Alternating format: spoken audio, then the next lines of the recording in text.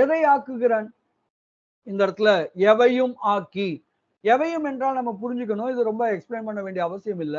ஆனாலும் சில அடிப்படை நிலையில் இருக்கக்கூடியவர்கள், துவக்க நிலையில் இருக்கக்கூடியவர்கள், சிலர் என்ன நினைக்கிறார்கள்? உயிராகிய என்னை கடவுள்தான் படைத்தார் என்று நினைக்கிறார்கள். நன்கு அறிந்து கொள்ளுங்கள்.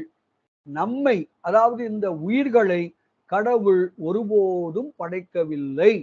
கடவுள் எப்படி யாராலும் படைக்கப்படாமல் என்றென்றும் இருக்கிறாரோ, அவரைப் போலவே உயிராகிய நாமும் யாராலும் படைக்கப்படாமல், ஏன் கடவுளால கூட படைக்கப்படாமல் அவரைப் போலவே நாமும் என்றென்றும் இருக்கிறோம். அப்ப கடவுள் படைக்கிறார் என்றால் எதை படைக்கிறார், எவற்றை படைக்கிறார் என்று கேட்டால் 7 விஷயங்களை படைக்கிறார் என்று சொல்ல வேண்டும். 4ன்னு சொல்லி நிறுத்தாதீங்க. என்னென்ன 7 படைக்கிறார்? தனு கரண புவன போகம். இந்த 4ஐயும் படைக்கிறதா தான் நம்ம பெரும்பாலும் படிச்சுட்டு வரோம். இது ஃபார் மோர் கிளாரிட்டி, நான் இன்னும் நல்லா உணர்ந்து கொள்வதற்காக 7ஆ நம்ம சொல்லி பழகணும். என்ன படைக்கிறாரு? முதல்ல எனக்கு உடல் படைக்கிறார். அனாதி கேவலத்துல நான் ஆணவத்தோடு கடந்த பொழுது எனக்கு உடல் இல்லை. இப்போ எனக்கு உடல் தருகிறார். உடல் மட்டும் தந்தா போதுமா? சும்மா அப்படியே முழுக்குன்னு ஒரு பிண்டமா நமக்கு கொடுத்தாரு, ஒரு சத பிண்டமா நம்மள அனுப்பிச்சாருன்னா ஏதாவது பயன் இருக்கா? இல்ல. அப்ப எனக்கு கை, காலு, கண்ணு, மூக்கு, மனம், புத்தி இதெல்லாம் தரணும்ல. அதான் கரணம். அப்போ உடல் கொடுக்க வேண்டும், கருவி கரணங்கள் கொடுக்க வேண்டும். அதுக்கப்புறம் என்ன பண்றாரு? சரி, எனக்கு உடம்பு கொடுத்துட்டீங்களே, அப்போ நான் தங்குவதற்கு, நான் வாழ்வதற்கு, அப்ப எனக்கு ஒரு இடம் வேணும்ல. அதுக்குதான் என்ன பண்றார்? புவனம் படைக்கிறார். சரி, இதெல்லாம் எதுக்காக படைக்கிறீங்க? இது எல்லாமே என்னோட அறிவு விளங்க வேண்டும் என்பதற்கு தானே படைக்கிறீங்க. என் அறிவு விளங்க வேண்டுமானால் இந்த பொருள் உலகத்தை மட்டும் படைத்தால் போதுமா? ஒரு பூமியை படைச்சிட்டீங்க, சொர்க்கத்தை படைச்சிட்டீங்க, நரகத்தை படைச்சிட்டா போதுமா? அப்ப அங்க என்ன படைக்கணும்? எதுக்காக? அறிவு விளக்கம் தானே. அறிவு எனக்கு எப்படி விளங்குகிறது? சொல். இப்ப நான் சொல்லுவதால், இப்ப திருவருட் பயன்பற்றி நாம ஒரு விளக்கம் பெறுகிறோம், அறிவு விளக்கம் பெறுகிறோம். சரியா?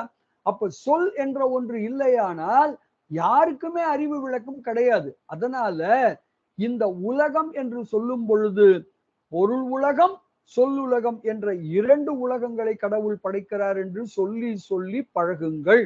புவனம் அப்படின்னு சொல்ற இடத்துல என்ன 2 புவனங்கள் இருக்கின்றன. ஒன்று என்னது? இந்த பொருள் புவனம், இன்னொன்னு சொல் புவனம் அப்படிங்கிறத மறந்துடாதீங்க. அப்போ எனக்காக உடல் படைக்கிறார், கருவி கரணங்கள் படைக்கிறார், அதன் பிறகு என்ன படைக்கிறார்? பொருள் உலகம், சொல் உலகம். பொருள் உலகம்னா என்ன? நம்ம பூமி, சொர்க்கம், நரகம் இதெல்லாம் பொருள் உலகம். சொல் உலகம்னா என்ன? நம்ம பேசிட்டு இருக்கிற இந்த சொற்கள் எல்லாம் சொல் உலகம் தான். அப்போ 4 படைச்சிட்டாரு. அதுக்கப்புறம் என்ன படைக்கிறாரு? இதெல்லாம் இருந்தா எப்படிங்க வாழ்க்கையில நான் என்னங்க, எனக்கு என்னங்க அறிவு விளங்கும்? அப்ப எனக்கு அறிவு விளக்கம் பெறுவதற்கு போக பொருட்கள் அவர் படைக்க வேண்டியிருக்கு. போக பொருட்கள்னா என்ன? சோன்பப்டியா இருக்கலாம், கிரிக்கெட்டா இருக்கலாம், சினிமாவா இருக்கலாம், சீரியலா இருக்கலாம், நான் அணிகிற நகைகளா இருக்கலாம், ஆடைகளா இருக்கலாம், எல்லாம் பல்வேறு கேட்ஜெட்ஸ். நான் வச்சிருக்கிற லேப்டாப்பா இருக்கலாம், இல்ல பெரிய மொபைலா இருக்கலாம், டேபா இருக்கலாம். எத்தனை கேட்ஜெட்ஸ் நம்ம வச்சுக்கிறோம். அதுக்கு ஒரு பவர் பேங்க் வச்சுக்கிறோம் சார்ஜ் பண்றதுக்கு. என்னென்ன இருக்கு நம்மகிட்ட. அப்போ அவ்வளோ விஷயங்களும் போக பொருட்கள் தான். இதெல்லாம் கொடுத்துட்டு அப்படியே விடல. கடவுள் அதுக்கப்புறம் பண்றதுதான் ரொம்ப முக்கியம். இவற்றையெல்லாம் கொண்டு வாழ வேண்டும் என்று வழிகாட்டுவதற்கு 2 நூல்கள் படைத்தார். மறந்துடாதீங்க, வேதங்கள், ஆகமங்கள். அதனால மொத்தம் எத்தனை படைச்சிருக்காரு? உடல், கருவி கரணங்கள், பொருள் உலகம், தொல்லுலகம், போகப் பொருட்கள், வேதங்கள், ஆகமங்கள் என்று 7 விஷயம் படைச்சிருக்கிறாரு. அது என்ன வேதம், ஆகமம்? வேதம்ங்கிறது பொதுவான வாழ்க்கையை நான் எப்படி வாழ்வது, உலக வாழ்க்கையை நான் எவ்வாறு வாழ்வது என்று எனக்கு உணர்த்துவது. ஆகமம்ங்கிறது என்னது? ஆகமம்ங்கிறது என்னன்னா, இந்த உலக வாழ்க்கையை வாழ்ந்து வாழ்ந்து அதுல ஒரு சலிப்பு ஏற்பட்டு இதை விடவும் மேலான வாழ்க்கை இருக்கிறதா என்று யார் தேட முற்படுகிறார்களோ அவர்கள் இறையை நாடுகிறார்கள் என்பது பொருள். அதற்கு வழிகாட்டுவதற்காக சிறப்பு நூல்களாக ஆகமங்கள் செய்யப்பட்டிருக்கின்றன. இப்படியாக மொத்தம் 7 விஷயங்களை கடவுள் படைக்கிறார். எல்லாம் எங்க இருந்து படைச்சார்? மாயையிலிருந்து படைச்சார். இப்படியாக மாயையிலிருந்து அவர் படைத்து கொடுத்து, சரி படைச்சா போதுமா? அவற்றையெல்லாம் ஒரு குறிப்பிட்ட காலம் வரை என்ன பண்ணும்? அவற்றையெல்லாம் நிலை பெறுத்து நிறுத்த வேண்டும். அப்போ காக்க வேண்டும். ஏன் காக்க வேண்டும்? அப்படி காக்கா விடில் என்ன ஆகும்னு யோசிச்சு பாருங்களேன். இப்ப எனக்கு சோன் பப்டி பிடிக்கும். ஆனா கடவுள் என்ன பண்றாரு, சோன் பப்டிய படைச்சுட்டு அப்படியே விட்டுட்டாருன்னு வச்சுங்களேன். அது how long it will be existing. Soan papdi படைச்சாரு. ஆனா அது ஒரு ஃபியூ செகண்ட்ஸ்ல அப்படியே காணாம போயிடும்னு வச்சுங்களேன். அப்படி ஒரு பொருளை படைச்சு எனக்கு ஏதாவது பயன் இருக்காங்க? சினிமான்னு ஒண்ணு படைச்சாருங்க. அது 2 வருஷம் தான் இருக்கும். அப்புறம் சினிமான்ற கான்செப்டே காணாம போயிடும்னு சொன்னா ஏதாவது எனக்கு பயன் இருக்காங்க? யோசிச்சு பாருங்க. ஒரு விஷயத்துல நான் விழுந்து புரள்றதுக்கான வாய்ப்பு எனக்கு தரணும். சினிமால நான் கிட்டத்தட்ட ஒரு 20, 25 வருஷம் விழுந்து புரண்டா, எனக்கு மெலிசா ஒரு ஞானம் வரும். இவ்வளவுதான் சினிமாவா? எல்லாம் ஏமாத்து வேலை. இதனால என் டைம் தான் வேஸ்ட் ஆச்சே ஒழிய, என்னோட எஃபர்ட்ஸ் எல்லாம் போணுச்சே ஒழிய, எனக்கு பணமெல்லாம் வேஸ்டா போச்சே ஒழிய, இதனால அப்படி ஒண்ணும் பெருசா எனக்கு எதுவும் கிடைக்கலையே! அப்படிங்கிற அந்த ஞானோதயம் எனக்கு வரணும்னா, எனக்கு இந்த சினிமால நான் அந்த அளவுக்கு விழுந்து புரள்றதுக்கு நீங்க எனக்கு வாய்ப்பு கொடுக்கணும். அப்போ அந்த அளவுக்கு சினிமா அவ்வளவு காலத்திற்கு அது நிலை பெற்று நிற்க வேண்டும். இவ்வளவுதாங்க விஷயம். சோன் பப்டின்னு ஒண்ணு இருக்குன்னா, it has to exist for years together. அப்பதான் நான் சோன் பப்டி எனக்கு பிடிக்குது, பிடிக்குது, பிடிக்குதுன்னு சோன் பப்டி சாப்பிட்டு, சாப்பிட்டு, சாப்பிட்டு அதுல விழுந்து, விழுந்து புரண்டு, ஒன் ஃபைன் டே டாக்டர் சொல்லுவாரு, யூ ஆர் ஆன் டயபெட்டிக். அதனால இனிமே நீங்க வந்து சோன் பப்டி என்ன பண்ணக்கூடாது? சாப்பிடக்கூடாது. No, no, no, no. சாப்பிடக்கூடாது இல்ல. நீங்க சோன் பப்டிய தொடக்கூடாது. No, no, no, no. தொடறது இல்ல. சோன் பப்டிய நீங்க பார்க்கவே கூடாது. No, no, no, no, no. Soan பப்டிய பார்க்கறது இல்ல. சோன் பப்டிய நீங்க நினைக்கவே கூடாது. அப்படின்னு டாக்டர் சொல்லும்போது தான், ஐயோ! இவ்வளவுதானா சோன் பப்டி? எனக்கு இன்பம் கொடுக்குதுன்னு நினைச்சேன். கடைசியில அது எனக்கு துன்பத்தெல்லாம் குடுத்திருக்கு. இப்படித்தானே மற்ற பொருட்களும் இருக்கும். இது தெரியாம இத்தனை காலம் நான் முட்டாளை போல, அறிவற்றவனை போல இருந்து விட்டேனேங்கிற அந்த அறிவு விளக்கம் எப்ப எனக்கு வரும்? குறிப்பிட்ட காலம் வரையிலும் அந்த பொருளை எல்லாம் கடவுள் காக்க வேண்டும். அதனால தான் குறிப்பிட்ட காலம் வரை அவன் படைத்த பொருட்களை அவன் நிலை பெற்று நிறுத்தவும் செய்கிறான், காக்க செய்கிறான், காத்தல் தொழில் புரிகிறான். இப்படி இருக்கும்போது என்ன ஆகுது? பல்வேறு பிறவிகள் எடுத்த பிறகு, கோடி கோடி ஜென்மங்களுக்கு பிறகு, சிறிது சிறிதாக அறிவு விளக்கம் பெற்று, விளக்கம் பெற்று, அந்த ஒளி, ஞான ஒளி பெருகுவதாலே, ஆணவம் என்ற இருள் கொஞ்சம் கொஞ்சமாக மறைகிறது. அப்படி எப்போ ஆணவம் தேய்ந்து மெலிவு உருகிறதோ, அந்த காலத்தில், அந்த பக்குவ காலத்தில் பெருமானே என்ன பண்றாரு? நமக்கு ஞானோபதேசம் செய்யறதுனால என்ன நடக்குது? அந்த மலத்தையும் அவர் போக்குகிறார். அந்த மலத்தோடு சேர்த்து தான் படைத்த பொருட்கள் அனைத்தையும் ஒரு சேர ஒடுக்குகிறார். இது எல்லாம் என்ன ஆகுது? அவனை வந்து அடையும்படி செய்கிறான். இப்படி அந்த ஒரு தகுந்த காலத்திலே, பக்குவ காலத்திலே என்னோடு இருக்கின்ற அந்த மலத்தையும், அந்த மலத்திலிருந்து நான் நீங்குவதற்காக கடவுள் சேர்த்து வைத்த இத்தனை பொருட்கள் எதிலிருந்து? மாயையிலிருந்து. அது மட்டுமா? கண்மம். அப்போ கடவுள் சேர்த்து வைத்த மாயை, கண்மம், இந்த இரண்டையும் மொத்தத்தில் மும்மலங்களையும் என்னிலிருந்து நீக்குகிறான். அப்படி அவன் நீக்கிய பிறகு அவனுடைய அந்த மெய்ஞானத்தை நான் பெற்று அவன் நிலையையே நான் அடைகிறேன். சச்சிதானந்த நிலை அடைகிறேன். பேரானந்தம், சிவானந்தம் நிலையை அடைகிறேன். இப்படி அவனையே எனக்கு தருகிறானே, அப்படி தருகிற இறைவன் தான் என்னை போன்ற உயிர்களுக்கு நீங்காத புகலிடம். அவனே சென்று சேர வேண்டிய இடம். அவனே கதி. எனவே அவன் அனைவருக்கும் சென்று சேர வேண்டிய புகழ் இடமாக இருக்கிறான் என்று இந்த பாடல் மிக அற்புதமாக நமக்கு உணர்த்துகிறது என்று புரிந்து கொள்வோம். பாடலை கவனியுங்கள். ஆக்கி எவையும் அழித்து, அதாவது எவையும் ஆக்கி எவையும் அழித்து, அப்புறம் எவையும் ஆசுடன் அடங்க போக்கும் அவன் போகா புகழ். அவன் தான் எல்லாரையும் நம்ம சென்று சேர வேண்டிய இடமாக இருக்கிறான். எப்பொழுது? எப்போ நாம முக்தி அடைகிறோமோ அப்பொழுது. எப்போ இந்த மும்மலங்கள் நீங்குகின்றனவோ அப்பொழுது. அப்போ நாம என்ன பண்ணோம்? அவனை போய் அடைந்து விட வேண்டும். இப்படி தயவு செய்து புரிஞ்சிராதீங்க. எப்போ போய் அவன புகலிடமா கொள்ளணும்? எப்பயுமே அவன்தாங்க புகலிடம். இப்போ நம்ம இதெல்லாம் சொல்லும்போது நமக்கு என்ன தோணுதுன்னா, "ப்பா எப்படியாவது இதுல உழுந்து, புரண்டு, என்னமோ ஆகி எனக்கு எப்படியோ பக்குவம் வரும்பா." அந்த பக்குவம்னு ஒண்ணு வரும்போது, அதுவரைக்கும் ஐயா எங்கேயோ தூங்கிட்டு இருந்தாரு, விளையாண்டுட்டு இருந்தாரு. அப்பதான் சிவபெருமான் பார்ப்பாரு. இந்த உயிர் பக்குவம் அடைஞ்சிருச்சே! வா, வா, வா, வான்னு ஒரு ஞான குரு வடிவுல வந்து, அப்பதான் எனக்கு வந்து இதெல்லாம் முழுமையா நீக்கி, மெஞ்ஞானத்த குடுத்து, எனக்கு சிவானந்தத்த குடுத்துட்டு, மறுபடியும் போய் தூங்கிருவாரா? எப்போ? அவர் எப்பொழுதுமே எனக்கு புகழ்தான். அவனை தஞ்சம் அடைவதைத் தவிர, எனக்கு வேறு வழியே இல்லைங்க. எப்போ? எப்பொழுதுமே. ஏங்க அவன தஞ்சம் அடையிறோம்? ஏன்னா அவன் தலைவன். நான் அவனுக்கு அடிமை. அப்ப என்னை காக்க வல்லவன் அவன் தானே! என்னங்க காக்கிறான்? என்ன காக்கிறான்? யோசிச்சு பாருங்க. இந்த பிறவி நிலையிலும் என்னுடைய அறிவை விளங்கச் செய்வது எவன்? இததான் நம்ம புரிஞ்சுக்கணும். என் அறிவு எப்படி விளங்குது? என் அறிவு அவன் அறிவிக்கத்தானே விளங்குது.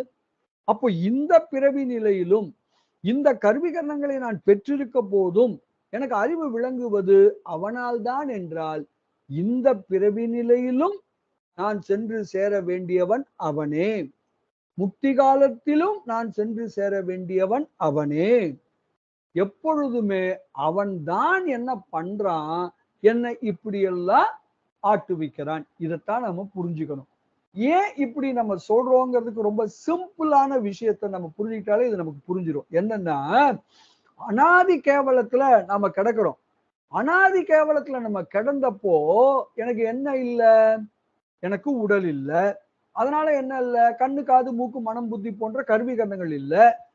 இதெல்லாம் எதுவுமே இல்லங்கிறதுனால என்ன இல்ல? எந்த உலகமும் இல்ல. இதெல்லாம் இல்லாதனால எது இல்ல? எந்த போக பொருட்களும் இல்ல. அதனால என்ன? அதனால என்னன்னா, நான் இருக்கிறேங்கிற உணர்வே இல்லைங்க.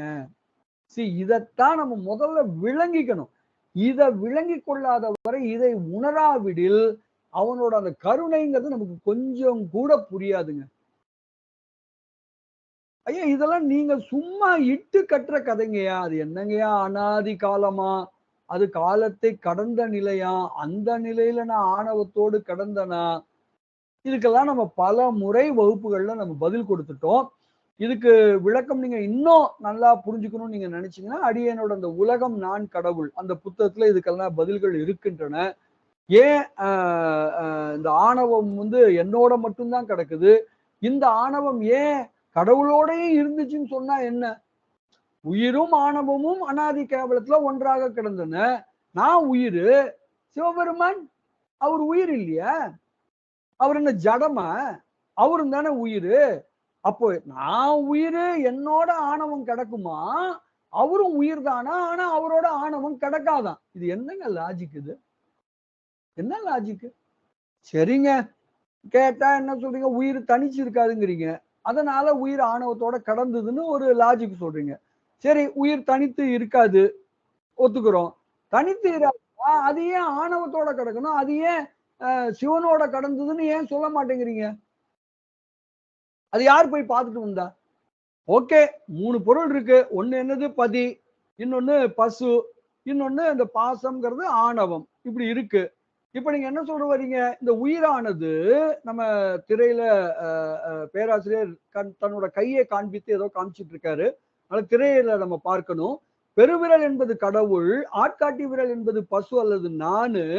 இந்த பெரிய விரல்ங்கிறது என்னன்னு கேட்டா, அதுதான் ஆணவம். இப்படித்தான் நம்ம வச்சிருக்கிறோம். பெரியன்னா நீண்ட விரல். சோ இப்படி நடுவிரல். சரி. இப்போ நம்ம என்ன சொல்ல வர்றோம்? உயிர் என்ற ஆட்காட்டி விரல். இந்த உயிரானது தனித்து இராது. ஓகே. அது ஏதோ ஒரு லாஜிக் சொல்றீங்க. அதனால நீங்க என்ன சொல்ல வர்றீங்க? உயிர் ஆணவத்தோடயே கடந்தது. அதனால ஆட்காட்டி விரலும், நடுவிரலும் ஒண்ணா கடந்ததுன்னு காமிச்சு, காமிச்சு உயிர் ஆணவமும் ஒண்ணா கடந்துச்சு, ஒண்ணா கடந்துச்சுன்னு ஒண்ணு சொல்லிட்டு இருக்கீங்க. இப்ப நம்ம என்ன கேட்கிறோம்? சரி, உயிர் தனித்து இருக்க முடியாது. அவ்வளவுதானே உங்க பிரச்சனை. ஏன் உயிரும் இறைவனும் ஒன்றா கிடந்தன அனாதி காலத்துல? அப்படி சொல்லிட்டு போங்களேன். அப்படி மட்டும் ஏன் சொல்ல மாட்டேங்கிறீங்க? இந்த கேள்வியை நம்ம கேட்கிறோம். இதுக்காகலாம் இந்த மாதிரி கேள்விகளுக்கெல்லாம் பதில் அந்த புத்தகத்துல ரொம்ப எளிமையான முறையில விளக்கி சொல்லப்பட்டிருக்கிறது. எனவே உலகம் நான் கடவுள் அந்த புத்தகத்தை தயை கூர்ந்து அடியார் பெருமக்கள் அனைவரும் பெற்று படித்தால் இந்த அடிப்படை கருத்துக்கள் நமக்கு நன்கு விளங்கும். அந்த கருத்துக்கள் விளங்க விளங்கத்தான் இதோட அந்த இம்பாக்ட் இது உண்மையிலேயே இது என்ன சொல்ல வருதுங்கிறது அப்பதான் எனக்கு புரியும். இல்லைன்னா எதுக்கு ஐயா இவ்வளவு நேரம் பாவம் கஷ்டப்படுறாரு, என்னங்க பண்றான், கடவுள் முத்தொழில் பண்றான், இதானங்க 4வது குறட்பா சொல்லுது. ஒரு வரியில சொல்லிட்டு போக கூடாது. கடவுள் முத்தொழில் பண்ணுகிறான். ஏன் முத்தொழில்? ஐந்தொழில் பண்ணுகிறான் சொல்லிட்டு போங்க. இதானே எனக்கு தெரியுமே. படைத்தல், காத்தல், ஒடுக்குதல், மறைத்தல், அருளல் 5 தொழில் பண்றான். இதை சொல்லிட்டு போயிட்டே இருக்கிறத விட்டுட்டு எதுக்கு இவ்வளவு கஷ்டப்பட்டு சொல்லிட்டு இருக்கீங்கிற கேள்வி வருது இல்ல. இதெல்லாம் புரிஞ்சுக்கிட்டாதான் இந்த குறட்பாவினுடைய உண்மை கருத்தை நம்மால உள்வாங்க முடியும். அதனால இந்த போகா புகழ் என்பது எப்பொழுது? முக்தி காலத்தில, பிறவி காலத்தில, எப்பொழுது? எப்பொழுதுமே அவன்தான் போகா புகழ். அவனைத்தான் நாம சென்று தஞ்சம் அடையணும். அவனை விட்டா நமக்கு வேற ஒரு கதியும் இல்ல. இப்போ எனக்கு அறிவு விளங்குதுன்னா யாரால? அவனால தான். அவன் தானே எனக்கு என்னோட வினைக்கு ஏற்ப உடல் கொடுக்குறான், எல்லாம் கொடுக்குறான். எந்த வினையை எப்ப கொண்டு வந்து என்னோட கூட்டு வச்சா எனக்கு அறிவு விளங்கும்னு உணர்ந்து அந்தந்த வினையை அந்தந்த சமயத்துல எனக்கு கூட்டு வைக்கிறான். அப்போ அவன் எவ்வளவு பெரும் கருணை உடையவன் அப்படின்னா அவன் தானங்க நான் சென்று சேர வேண்டிய இடம், அவனை தானங்க நான் தஞ்சம் அடையணும். இதைத்தான் நாம உணர்ந்து கொள்ள வேண்டும். நான் பெருமானிடம் ஏன் தஞ்சம் அடைய வேண்டும், அவனே புகலிடம் என்று நாம் எப்படி உணர்வது? இதுதான் 4வது குறட்பா. இதை நல்லா விளங்கிக்கிட்டாதான் இது புரியும். இதை எப்படி நம்மளை புரிஞ்சுக்க வைக்கிறாருன்னா, உனக்கு அறிவு விளக்கம் தருவதற்காகத்தான் கடவுளே முதல்ல என்ன பண்றாரு? தொழிலே புரியுறாருப்பா. அத முதல்ல நீ புரிஞ்சுக்கோ. கடவுள் சொரூப நிலையில் இருக்கும்போது அவன் எந்த தொழிலும் செய்ய வேண்டிய அவசியமே இல்லை. அவன் எந்த தொழிலும் பண்றது இல்லை. அதனாலதான் சும்மா இருக்கிறான்றீங்க. சிவன் சும்மா இருக்கிற மாதிரி நீ இருறாங்கிறீங்க. அப்போ ஏன் அவன் சும்மா இருக்கிறான்னா அந்த நிலையில அவன் எந்த தொழிலும் செய்ய வேண்டிய அவசியம் அவனுக்கு இல்லை. அவன் இயல்பாவே அவன் சச்சிதானந்தனா இருக்கிறான். அதனால அவன் ஏதாவது ஒரு செயல் செய்து அதன் மூலமாக அவன் மகிழ்ச்சி அடைய வேண்டிய அவசியமும் அவனுக்கு இல்லை. அவன் இயல்பாவே சச்சிதானந்தனா இருக்கிறான். அப்படி இருக்கிறவன் ஏங்க தொழில் செய்யணும்? அப்படி தொழிலே செய்ய வேண்டாத நிலையில் இருக்கிற பெருமான் இப்ப தொழில் செய்கிறான் என்றால் அது யாருக்காக? எனக்காக தொழில் செய்கிறான் என்றால் இத உணர்ந்தாதான் அவன் மீது நமக்கு கொஞ்சமாவது so called love and affection பிறக்கும். இல்லைன்னா அவன்கிட்ட எனக்கு எந்த விதமான அன்பும் வராது. இதைத்தான் நம்ம ரொம்ப புரிஞ்சுக்கணும். இந்த 4வது குறட்பா அதுக்குதான் முயற்சி பண்ணுது. எப்பா உனக்காக தான் அவன் தொழிலே ஆற்றுகிறான். என்ன தொழில் ஆற்றுகிறான்? முத்தொழில் ஆற்றுகிறான். படைக்கிறான், காக்கிறான், ஒடுக்குகிறான். யாருக்காக? உனக்காக, உனக்காக, உனக்காக மட்டும். என்ன பொருள் தெரியுமா? இந்த தொழில் ஆற்றானே, இந்த தொழில் யாருக்கு? எனக்கு மட்டும்தான். அப்போ இந்த தொழில் ஆற்றுவதைத்தான் நீங்கள் நடனம் என்று சொல்லுகிறீர்கள். இந்த ஐந்தொழில் ஆற்றுதலே நடனம் என்று சொல்லப்படுகிறது. அப்போ எனக்காக டான்ஸ் ஆடுறான், இவ்வளவுதான் நீங்க சிம்பிளா சொல்ல வரீங்க. அப்போ இந்த டான்ஸுங்கிறது it is for my eyes only. எனக்காக ஆடுற நடனம் அது எனக்காக மட்டும்தான். இந்த நடனத்தை வேறு யாரும் காண முடியாது. இது எனக்காக உரிய ஒரு ஸ்பெஷல் நடனம். யாருக்காக? It is for me only, it is for my eyes only. இதைத்தான் விளக்குவதற்கு இந்த பாடல் முயலுகிறது என்று நாம் அறிந்து கொள்வோமாக.